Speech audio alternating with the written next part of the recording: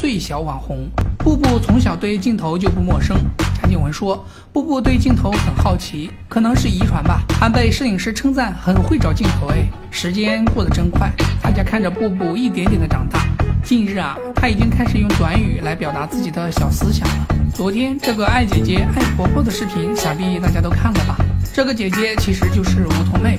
作为贾静雯与前夫的女儿，因离婚协议很少露面，即使露面呢，脸部也会被遮挡。其实梧桐妹也是布布的粉丝，到学校都会介绍自己是布布的姐姐。贾静雯说，布布很特别，看姐姐的眼神啊都是崇拜，每次姐姐逗她都会哈哈大笑，怪不得视频一直喊着爱姐姐。最后让我们一起来看看布布最近的几段小视频吧。妈咪怎么叫？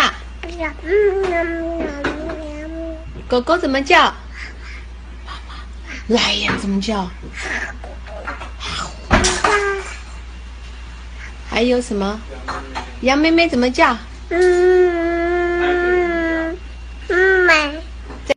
哦，叫你了。你们看好多泡泡跟你在那边比赞啊，还要比爱心，有没有？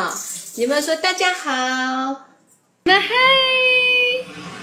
妈。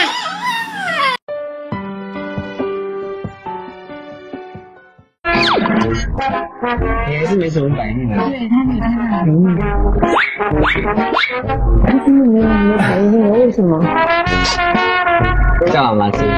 有，我也准备了一片，然后我们要用表情吃掉。